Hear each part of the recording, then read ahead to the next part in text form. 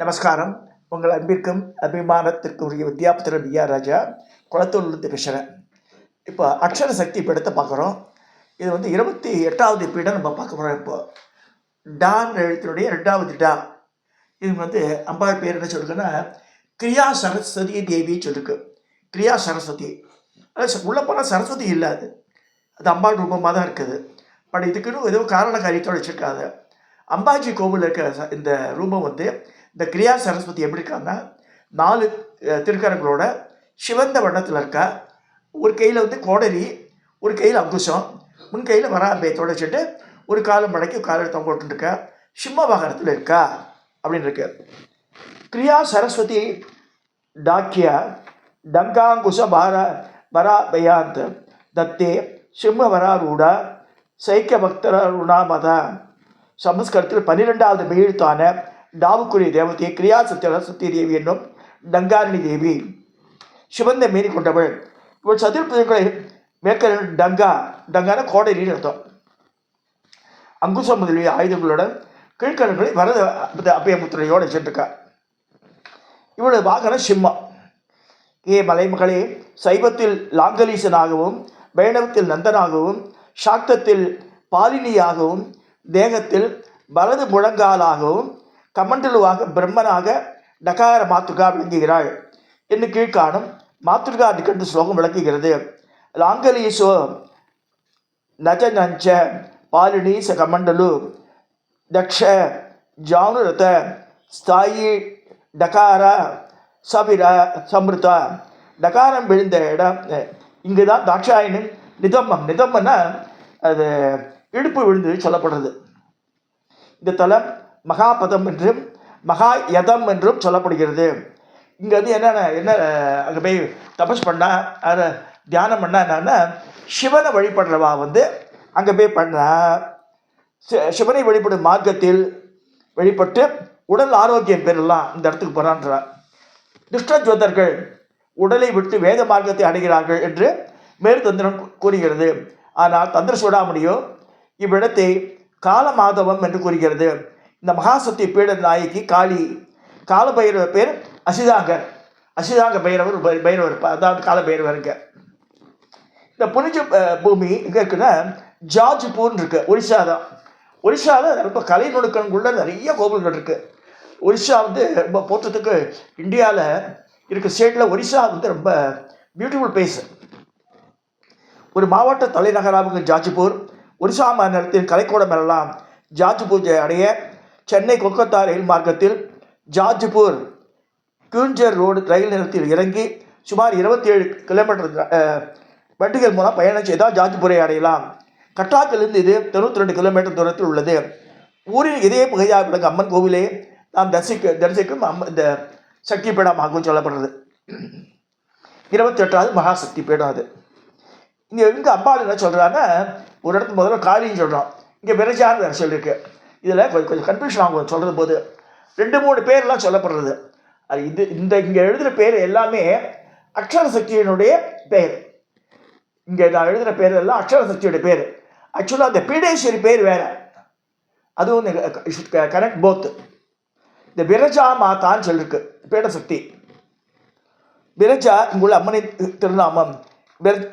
விரஜசே நம என்று லலிதா சஹஸ்ரநாமத்தின் 779 நாமாவளி சொல்கிறது. விரஜா என்றால் பாவம் பற்றவள், ரஜோகுணம் இல்லாதவள் என்று பொருள். இவள் மகிஷாசுர மர்தினியாக தோற்றமளிக்கிறாள். எனவே மகிஷாசுர மர்தி கொடுத்து தேவி பாகவதம் 5வது ஸ்காந்தமையிலாக அறிவோம். மகிஷாசுர மர்தினி மகிஷன் அரசனை வென்று அரசனை வதம் செய்தவள். உலக நன்மையின் பொருட்டு பல கோலங்களை கொண்டு மாதிரிலாம் அரக்கர்களை அழிக்கிறார். இது எப்படி நடக்குதுன்னு சொல்லப்படுறது. அதாவது மதுகைடபர்கள், மகிஷாசுரன், ரத்தபீஜன், சண்டமுண்டன், தும்ரலோச்சனன், சும்பன், நிசும்பன் இவாளெல்லாம் அம்பாள் தான் அழிக்கிறார். எனினும் உக்கரமாகி அவர்களுடன் கடும்போர் நிகழ்த்தி இறுதியில் வெற்றி மாலையை சூடிய வீரமாதாவை தேவர்களை பலவாறு தோத்திரம் செய்து அது வீரத்தை புகழ்ந்து தங்களது நன்றியை தெரிவிக்கின்றனர். இப்போ எப்படி நடந்தது பார்க்கலாம். ஆதி காலத்து தனுன்னு ஒரு அசுர ராஜா இருக்கான். அவனுக்கு 2 பிள்ளை, ரம்பன் கரம்பன் 2 பேர். 2 பேர் நல்லா தபஸ் பண்ண காட்டுக்கு போகிற ரொம்ப தூரம் போய் பஞ்சரதம் என்ற புண்ணிய நதியில் இடுப்பளவு நீரில் நின்று, இந்த பஞ்சரதம்னா திருவையார் சொல்லுவா, அது இல்லை. அது பஞ்சரதம் நார்த் இந்தியாவில் இருக்கிற இடம். அது இடுப்பளவு நீரில் நின்று கரம்பன் பல ஆண்டு காலம் தவம் புரிஞ்சான் இந்த புண்ணிய நதியில். அப்போ இந்திரன் பயந்து போயிடறான். இப்போ வந்து ஆக்கை பண்ணிடுறான் தேவலோகத்தை சொல்லிட்டு முதலை வடிவில் வந்து நீருக்குள்ளே இழுத்து மேலே அவன் கொண்டு விடுறாங்க. யாரை? கரம்பனை. இப்போ ரம்பன் வந்து அதன் கரையில் ஆலமர நடியில் பஞ்சாக்கினி நடிவில் வந்து தபஸ் பண்ணுறான். அவருக்கு இது இந்த தவத்தினால் கவிழ்த்த இந்திரன் முதலை வடிவை சென்று கரம்பனின் காலை எடுத்து நீரில் மூழ்கெடுத்து கொன்றான். இதனால் மலம் மருந்திய ரம்பன் தன் சிரத்தை எடுத்து அக்னி ஹோமம் செய்ய முன்றான். அப்போது அக்னி தேவனை தொண்டி படாத மாதிரி தடுத்துடுறார் அவனை. அப்போ வரம் கொடுன்னு கேட்கலாம். அப்போ வந்து நிறைய வரம் கொடுத்துடுறார் அக்னி தேவனை. ஸோ இதன் பின் ரம்பன் ஒரு அம்மியமான காட்டில் போய் நல்ல விஸ்ராந்தியாக இருக்கான். அந்த மாதிரி இப்போ வந்து அவன் ஒரு பெண் எருமை வருது. அந்த காமாட்சி வரும்போது இவனும் பெண் ஆண் எருமையாக மாறுறான். ரம்பன் வந்து அரக்கன்தான். அந்த பெண் எருமையை பார்த்தோட கூடணும்னு சொல்லி அதோட இதை மாற்றிக்கிறான் தன்னை. இவன் ஆண் எருமையாக மாறி அதோட கூழி கழிக்கிறான். அது ப்ரெக்னென்ட் ஆகிடுது அந்த அந்த எருமை. இப்படியாக இருக்க கால விதிவசத்தினால இவன் இறந்துப்படுறான். யாரும் கொல்லலை இவனை. அப்போ வந்து எல்லா இந்த அரக்கர் பெருமக்கள்லாம் சேர்ந்து என்ன செய்கிறான், அவன் உடலுக்கு தீ வைக்கிறான். அது பாருங்க, பெண் எருமை வந்து ஆம்பளையாரோட உடன்கட்டு ஏறுறது. அந்த செதியில் அந்த ரம்பன் வந்து எரிஞ்சுட்டுருக்கான். இந்த பெண் எருமை ஓடி வந்து விழுறது.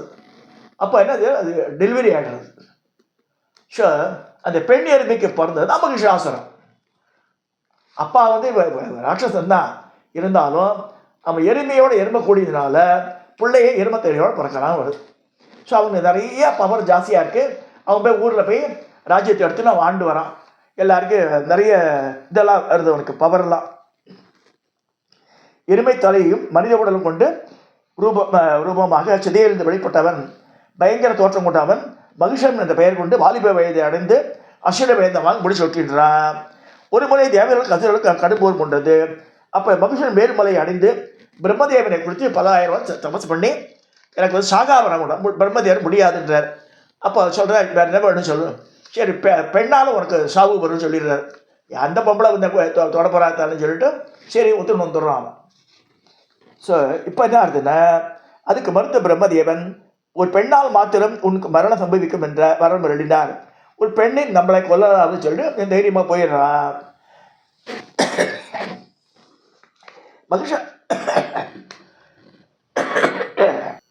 மகிஷாசுரனுக்கு பயந்த தேவர்கள்லாம் போய் விஷ்ணுவை சரணடைகிற, எல்லாம் போய் பிரம்மலோகத்துக்கு போய் பிரம்மாட்ட சரணடைகிற.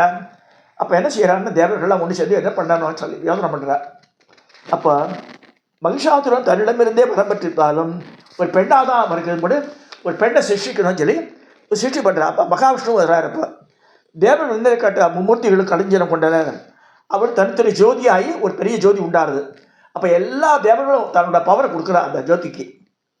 பிரம்மனின் தேஜஸ் பிராமணியாகவும், விஷ்ணுவின் தேஜஸ் வைஷ்ணவியாகவும், ருத்ரனின் தேஜஸ் ருத்ராணியாகவும், முருகன் தேஜஸ் கௌமாரி, நம்ம இந்திரனின் தேஜஸ் ஐந்திரியாகவும், மகேஸ்வர சக்தி மகேஸ்வரியாகவும், அப்படி வராகர சக்தி வராகியாகவும் எல்லாம் சேர்ந்து மிக்சர் காம்பினேஷன் வந்துடுது.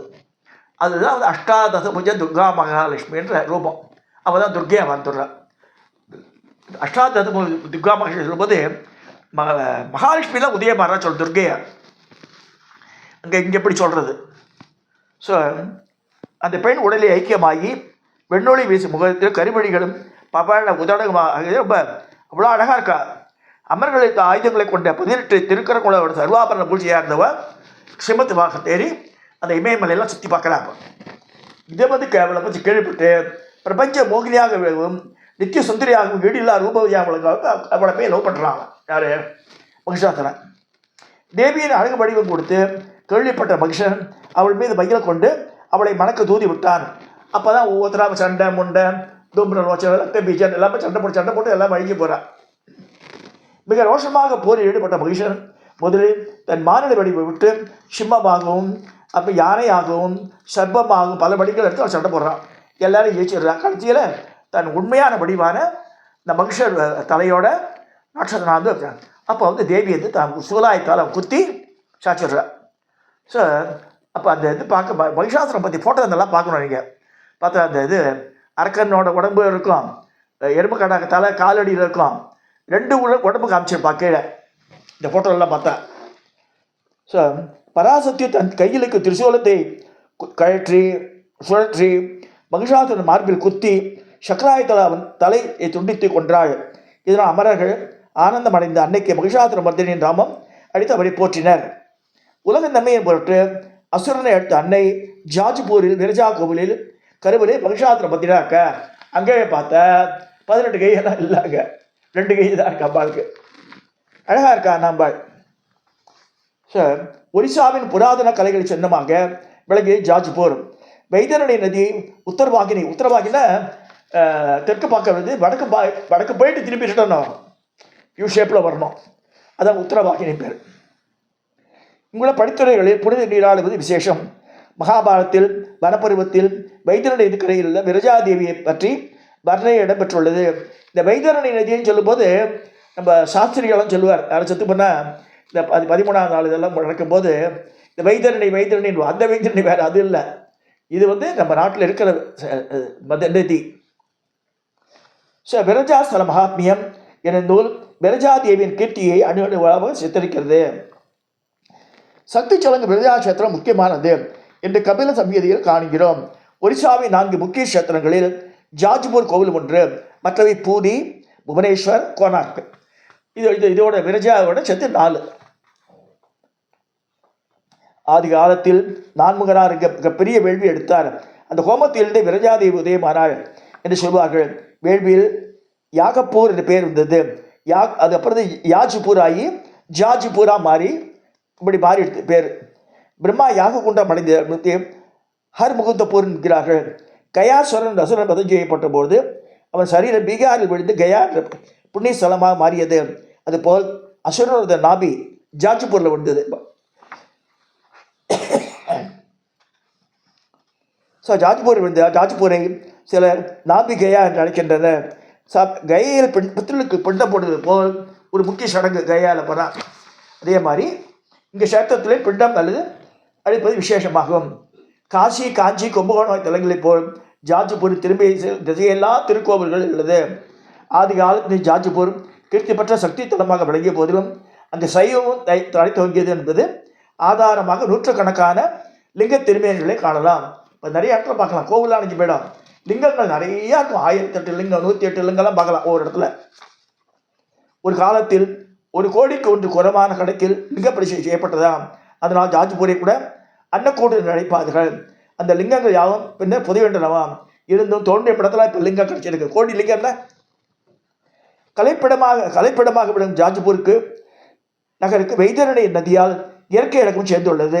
இந்த நதிக்கரையில் பல கோவில்களை காணலாம் அப்படின்னு சொல்லிருக்கு.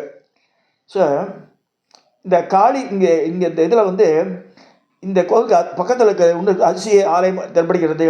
பிராமி, மாகேஸ்வரி, கௌமாரி, வைஷ்ணவி, வாராகி, இந்திராணி, காளி என்னும் சப்த மாதாக்கள், காளிய சாமுண்டா உருவச்சிலைகளில் கைகளில் குழந்தைகளுடன் ஆளுரை அமைக்கப்பட்டுள்ளன. சப்த மாதாள் குழந்தையெல்லாம் இருக்காது. இப்போ அங்கே ஜாஜ்பூரில் எல்லா சப்த மாதாவும் குழந்தை வச்சுட்டுருக்கான்னு போட்டிருக்கு. இவர்கள் கணபதியும் வீரபத்திரம் காட்சி அளிக்கின்றனர். இதுவும் தெரிஞ்சுக்கணும்.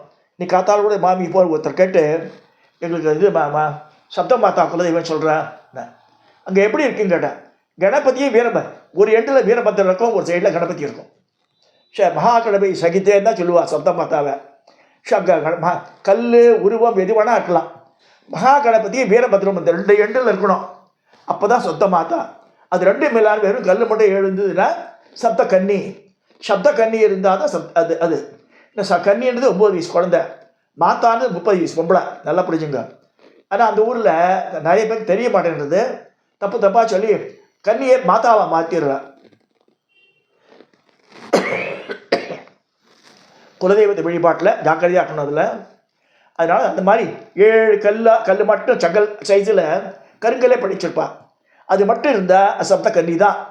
சப்த கன்னிய பேர்கள் பெண்ணு வருமாறு சொல்கிற பாருங்க. பட்டாரிக்கா கன்னியா இல்லை ராஜகன்யா பேர் முதல் கன்னி. பட்டாரிக்கா ராஜகன்யா. 2வது தேவகன்யா இல்லை சுரகன்யா. 2 ஒன்று தான், மீனிங் ஒன்று தான் ரெண்டுமே. பட்டாரிகா கன்யா ராஜகன்யா 1, தேவகன்யா சுரகன்யா 2, பத்மகன்யா நாககன்யா 3, அடுத்து வந்து சிந்து கன்யா சமுத்திர கன்யா 4, அப்புறமா வந்து கிரிகன்யா அக்னி கன்யா 5, அப்புறமா வந்து வனகன்யா ஆரண்ய கன்யா 6, வசுமதி கன்யா பூமி கன்யா 7. இவா தான் பேர். எல்லாம் 9 வயசு குழந்தை, வெரி பவர்ஃபுல். அது ஐ காட் அன் எக்ஸ்பீரியன்ஸ். ஒரு 3 மாதம் 4 மாதத்துக்கு முன்னாடி ஒரு காப்பி பிடிக்காரனுக்கு தப்பாக ஆரம்பிச்சேன் படத்தை 500 ரூபா. அப்போ வந்து அன்றைக்கி தான் பூச்சி ஆரம்பித்தேன்.